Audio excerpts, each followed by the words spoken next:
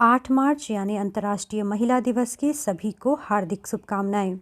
आज की इस कड़ी में प्रस्तुत है उभरती हुई नारी शक्ति सही वस्तुस्थिति का आकलन। आज की नारी जीवन और समाज के हर क्षेत्र में कुछ करिश्मा कर दिखाने की चाह रखती है। उसमें छटपटाहट है आगे बढ़ने की। वह अपनी मेहनत और लगन से एक सशक्त इबादत लिखने के लिए बेताब है। तमाम बाधाओं के बावजूद महिलाएं सभी क्षेत्रों में अपना परचम लहरा रही हैं। भारतीय इतिहास का प्रारंभ वैदिक युग से होता है। ऋग्वैदिक काल में महिलाओं को ऊंचा स्थान प्राप्त था। गार्गी, मैत्रेयी उस युग के ऐसी नारियां हैं जिन्होंने अपनी प्रतिभा के बल पर ऋषियों का पद प्राप्त किया था। किंतु कालांतर में महिलाओं की स्थिति में लगातार गिरावट आती गई। 19वीं शताब्दी में महिलाओं की स्थिति में सुधार लाने के लिए व्यापक प्रयास किए गए। 19वीं सदी के दौरान स्त्री पुरुषों के बीच गैर बराबरी को लेकर मूलभूत प्रश्न उठाए गए। पुरुषों के समान ही नारियों को समान कार्य के लिए समान वेतन, चिकित्सा सुविधाओं, गर्भपात के कानूनी अधिकार आदि के लिए समाज व राज्य की ओर से प्रयत्न किए गए। 19वीं सदी को पुनर्जागरण के नाम से जाना जाता है। भारतीय संविधान का अनुच्छेद 14, 15, 16 व 39 महिलाओं के लिए समानता के अधिकार की बात कहते हैं। भारत सरकार द्वारा वर्ष 2001 को महिला सशक्तिकरण वर्ष के रूप में घोषित किया गया है। इस तरह महिलाओं को राजनीतिक, सामाजिक व आर्थिक दृष्टि से अधिक सशक्त बनाने का प्रयास किया जा रहा है। कई मोर्चों पर महिलाओं ने यह साबित कर दिखाया है कि वे किसी से कम नहीं हैं, चाहे वह सामाजिक, आर्थिक, राजनीतिक, शैक्षिक व पारिवारिक क्षेत्र हो या फिर खेल का मैदान या विज्ञान का क्षेत्र। वे सभी जगह अपनी जगह बनाती नजर आ रही हैं।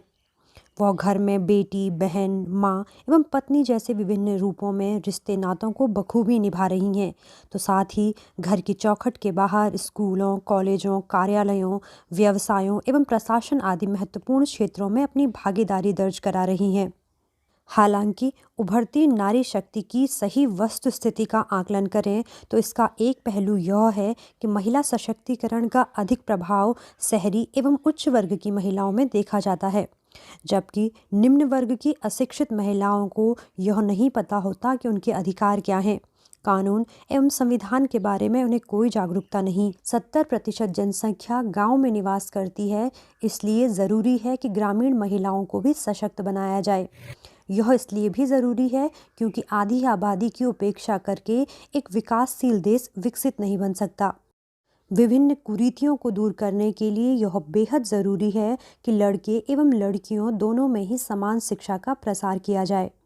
कहा तो यहाँ तक गया है कि यदि एक पुरुष शिक्षित होता है तो केवल एक व्यक्ति ही शिक्षित होता है, किंतु जब एक महिला शिक्षित होती है तो वह एक पूरी पीढ़ी को शिक्षित करती है। नारी ने धीरे धीरे खुद को जाना है, अपनी शक्ति और गुणों को पहचाना है, फिर भी वह अपने अनुसार खुद को प्रतिष्ठित करने के लिए संघर्षशील रही है।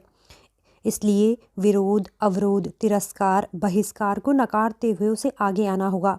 तभी वह समाज और राष्ट्र के प्रति अपनी महत्वपूर्ण भूमिका का निर्वाह कर सकती है। सदियों से जिस कटीले ऊबड़-खाबड़ रास्ते पर वह चल रही है वह अभी समाप्त नहीं हुआ है।